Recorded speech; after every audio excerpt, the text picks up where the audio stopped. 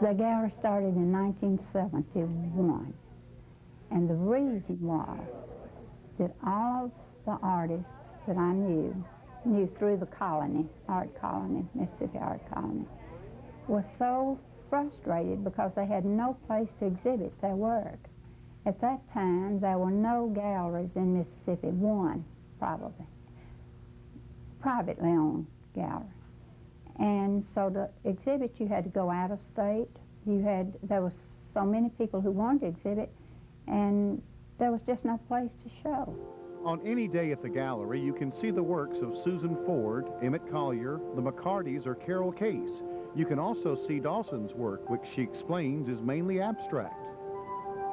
It's that you paint and you discover your painting in the act of painting is what you do. And it's not like some people think that you just swish your brush around and, you know, come up with something that most people consider nothing. In fact, a lot of our friends would ask us, you know, if you can paint like that, why do you paint like this?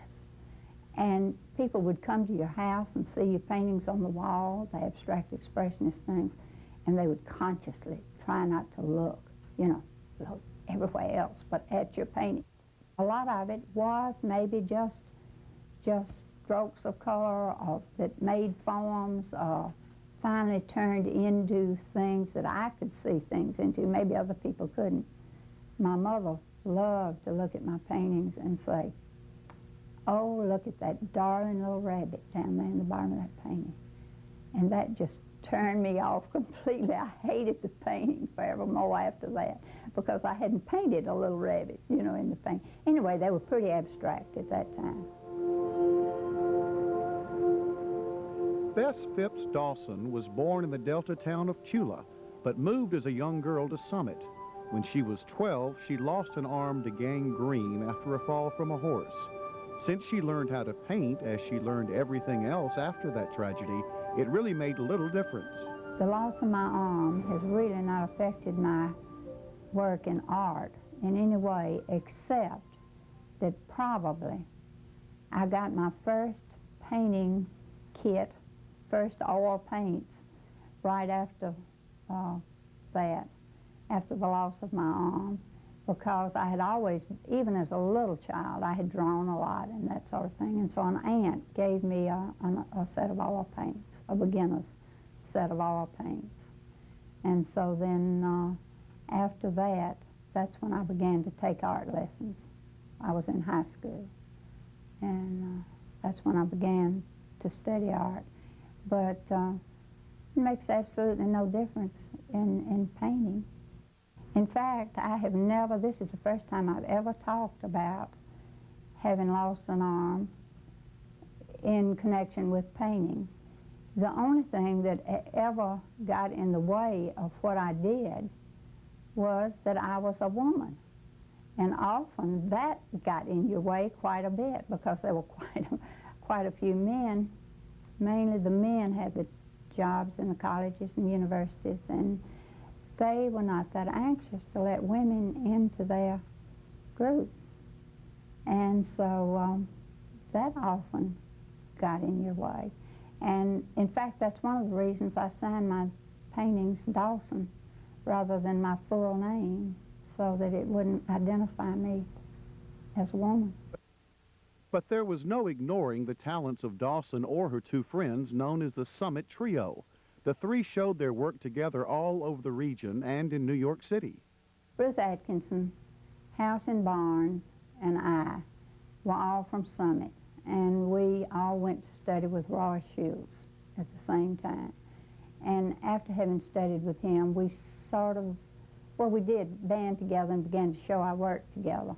And so through long years, we were called the Summit Trio. And to begin with, they called us those three Summit housewives, which we resented. The three spent a few weeks a year at Allison Wells, an artist colony in Madison County.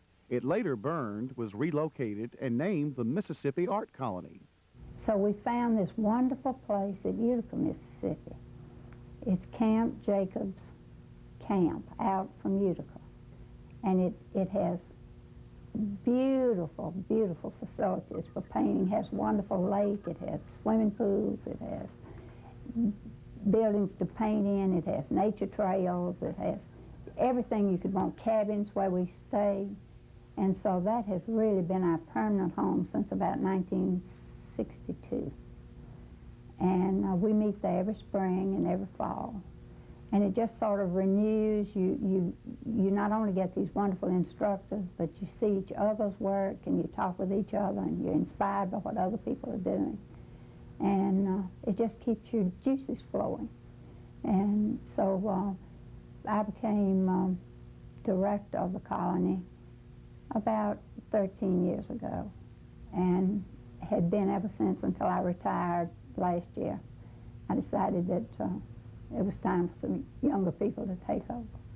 Enough was enough. And now I can just go and paint.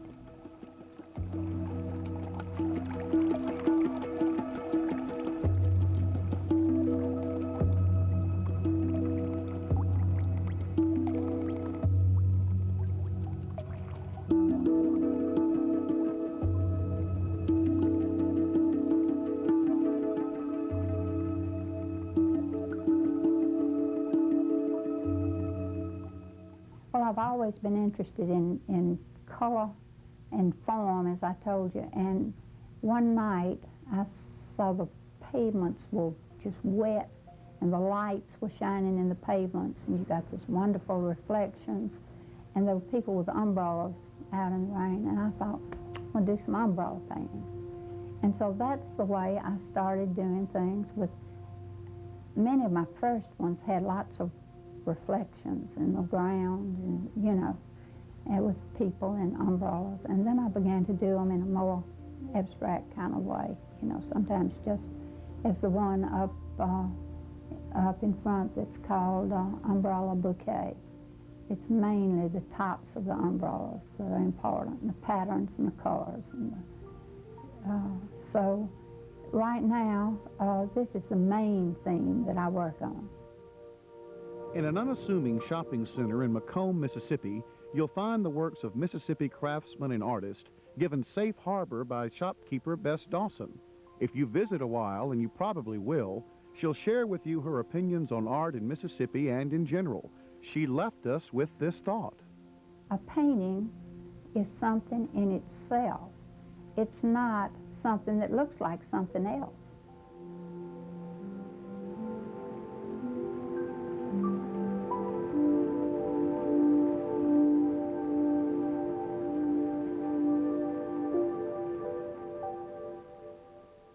Williams Brothers, this is a road trip you got to make for yourself, but we'll show you around anyway. Too bad you can't smell that bacon. We've been doing it for 75 years, just myself about 13. My father did it all his life, and I don't know, we're kind of known for our bacon. We sell anywhere between 6,000 and 8,000 pounds a week. We sell a ton on Saturdays, so we still have a lot of bacon eaters around here.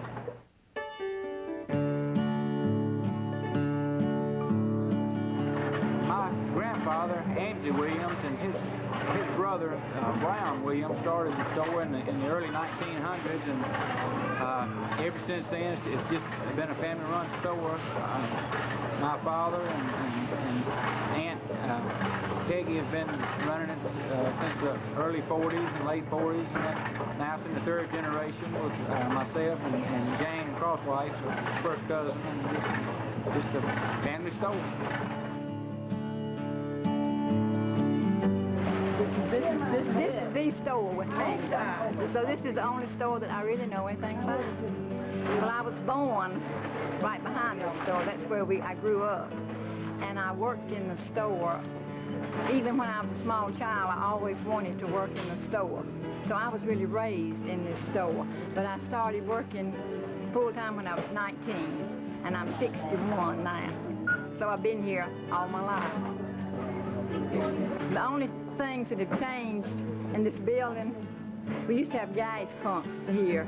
We don't have gas pumps anymore. We have Reebok pumps.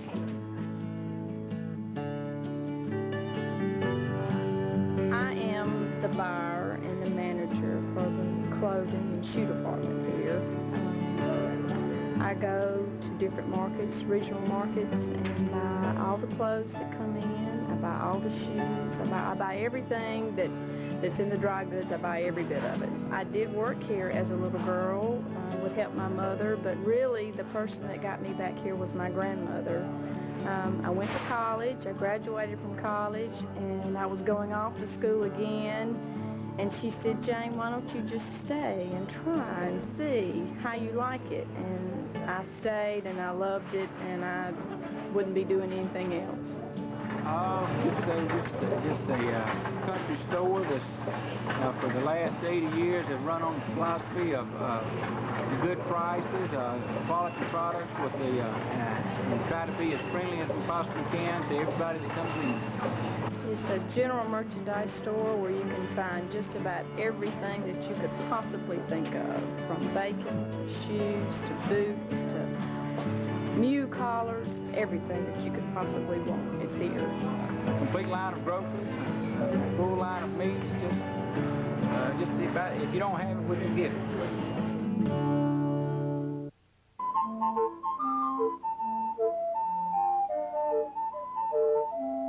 My name is John Shoemate, and I'm the Calliope man.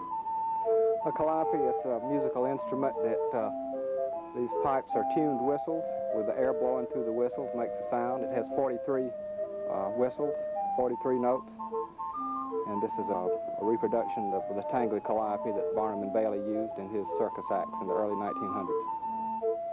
They were used in the early 1900s before radio and TV came out to go around advertising. People would stick them in the back of a truck and plaster their names all over the vehicle. It was a good way to get the advertiser's message out to the neighborhood.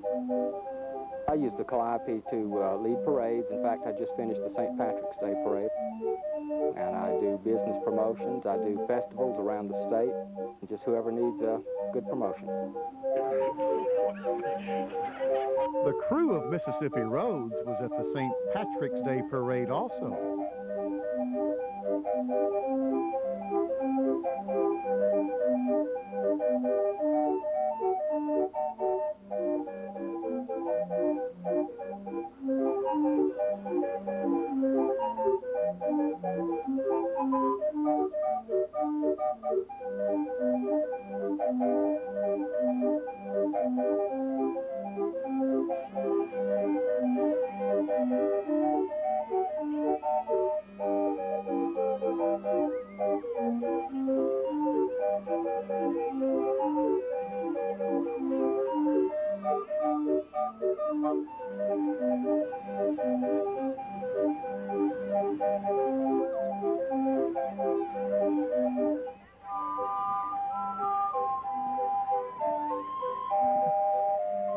I was in the Navy, and I got lonesome and tired of hanging around the barracks with nothing to do, so I looked in the yellow pages and found a piano teacher, and I had a little motorcycle. I'd go out, and I never did miss a lesson. I was real faithful with it. And guys around the barracks started wanting to meet this girl I kept seeing every night. And I said, well, there's no girl. I just go out and come back in, and they said, yeah, I'm sure there's some girl. When you gonna introduce us to her? And I said, well, you're doing the talking, so I developed the reputation of having the most girlfriends around the barracks.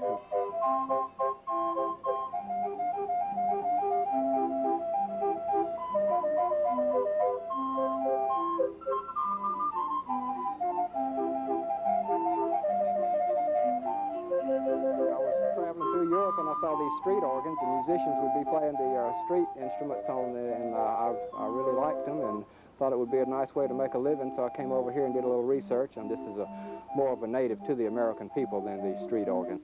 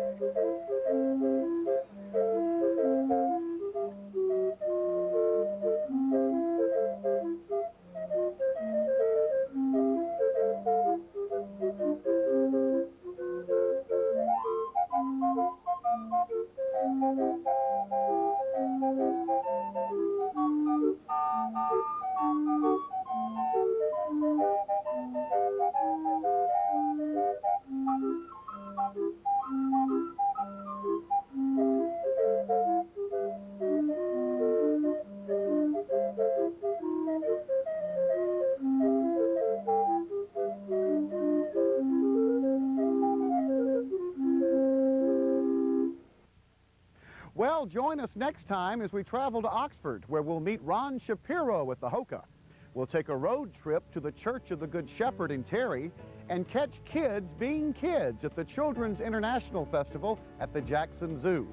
Until then, I'm Jack Stevens. Hope you enjoyed the show.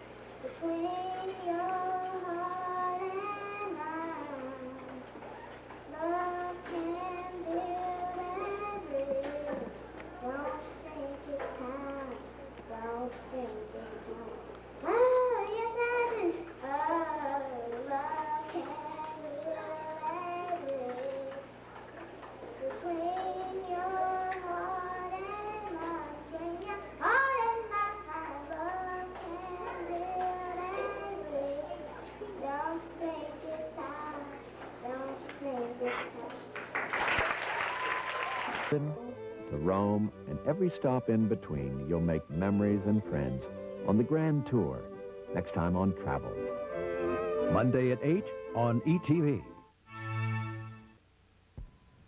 This program is made possible in part by Paul Moak Volvo, a car company you can believe in, located at 980 South State Street in Jackson, and by the Phil Hardin Foundation, dedicated to improving education for Mississippians.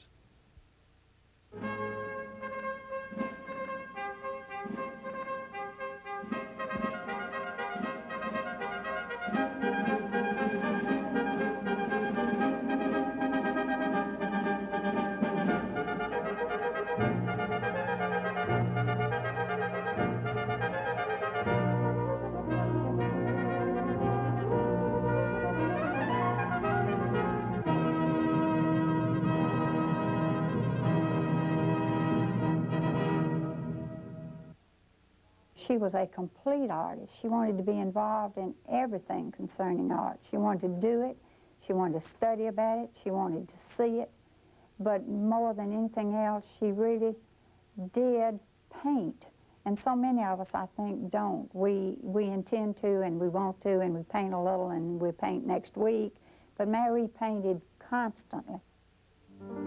I would often paint 16 hours a day, and I have painted 24 hours a day if I needed to.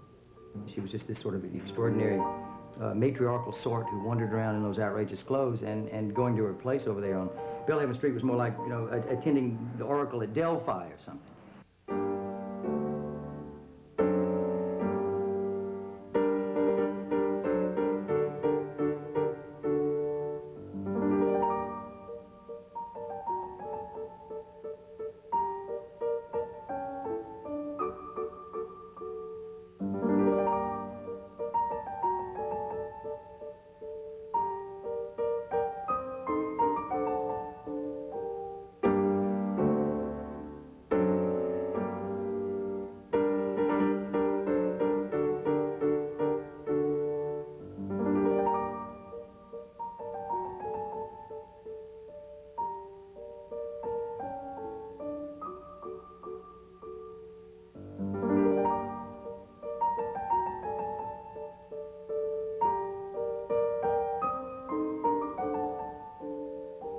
Marie Hull was a musician before she was an artist.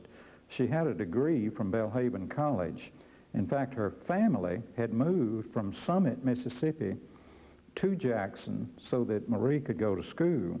She began seriously studying art around 1912 when there were still very few schools of art, relatively few opportunities to exhibit, though it was a time when this whole art scene was expanding. She went to the Pennsylvania Academy of Fine Arts, where many young people went, and particularly young women from the South. It's one of the places they went. She was amazingly productive.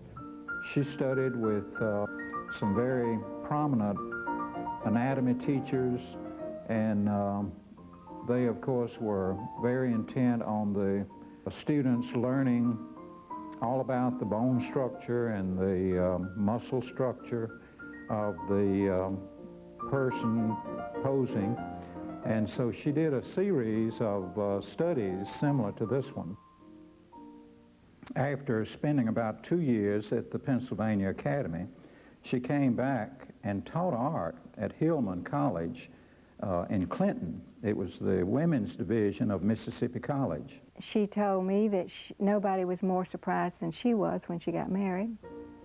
She and Emmett had lived in Florida for a period of time, and she was most interested in the birds and plants of Florida. And so the paintings in the 20s, many of them were done in Florida.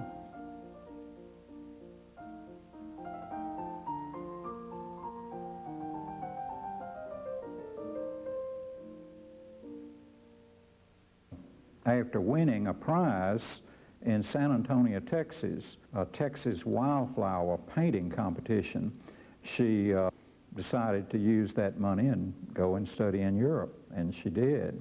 I think at that point she was getting into her own way of working, because she said that she painted a yucca plant at a time when people just didn't paint them, and that's what won the prize.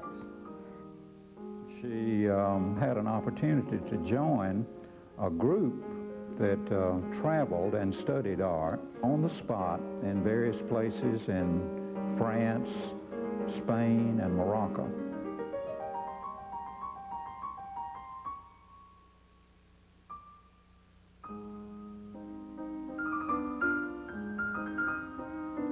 There were no teachers in Mississippi or anywhere around here, that I felt like if I studied, I ought to go to the source where the best teaching was to be had. I never had any confidence in second, third, and fourth-rate teachers. So I began to save my money and plan a long era of study. What fascinated me was to look at the paintings that were dated 1929. That was the year she spent in Europe, about 6 or 8 months, I believe. And she was incredibly prolific at that time. She painted, I think about her own count, and she didn't seem to be surprised by it, about 100 large paintings, 50 small paintings, 600 watercolors. Here's somebody who was really active. But if you look at those works, they're not all the same style. She's trying out a number of different things. One of the things she told me about a trip to Europe, which I also remembered, I was impressed, was I had asked her about her night paintings, how she did her night paintings. And she said, well, they made them memorize their palette so that they could paint at night without any light. Because if they took a light along, of course, it would change their perception of the color. She stayed her length of time and would have stayed longer, but the Depression came. In fact, Mr. Hull was to join her, but the Depression came and that canceled his trip. Going back to the Depression, Marie Hull survived and supported herself and her husband. He was an architect, and people weren't building during the Depression. But she did it mainly by painting magnolias. And she said she would never put down anyone for painting magnolias because they saved her life. And during the 30s, she painted sharecroppers because there were not a lot of commission portraits. These were actual men who during the Depression came door to door and of course came to Mrs. Hull's house to work in the yard, to sharpen scissors, or do anything they could do to make a living for their family during the Depression.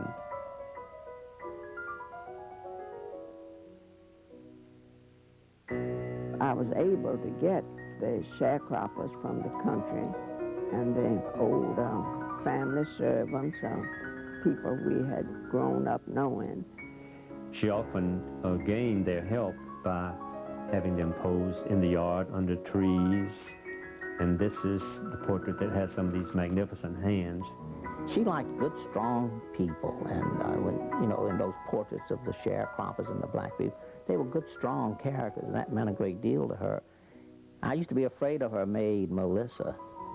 Melissa was always seemed to me very stern, and I'd ring the doorbell, and Melissa would open the door, and she'd have this expression on her face like, well, it's him again. And so I was telling Mrs. Hull years later after Melissa had gone somewhere else. And she said, oh, Melissa loved you. But I don't know. The expression on her face didn't say so. This oil painting is a study of Annie Smith. Annie Smith was Mary Hull's maid when she and Emmett Hull were married. She had very strict rules that she made Mary and Emmett adhere to, and one was that she didn't allow them to play cards or play the radio on Sunday. And I think that some of the sternness of Annie Smith is captured in this beautiful little portrait. This portrait, the sharecropper or the eggman, it's actually called both, is a portrait of a subject that she selected on her own. She painted all of this series of paintings with great dignity, and there was such a feeling of the soil, of the place. I'm sure that as a woman, you know, in the 20s and 30s and all, that it was a hard time in art. In a way, it kind of still is. She was one of those selected for the 1939 World's Fair exhibition in New York City, in New York, the great 1939 exhibits. And there were something like over 1,000 paintings, which was probably too much for anybody to see. But she was one of those selected, and there were only 90 women in that show. So that you see where, as in terms of women exhibiting, even though she was very active, this was still relatively unusual for a woman to have as productive an artistic career as she had, I think, for her generation. I've heard the remark that she painted like a man, that she was so strong in her statements on her canvases that you would have mistaken her for a man rather than a woman painting. Usually a woman will have a little more delicate touch than Marie Hull had. She had many subtleties in her painting, but she was always came across very, very strong in her personality as well as her paintings.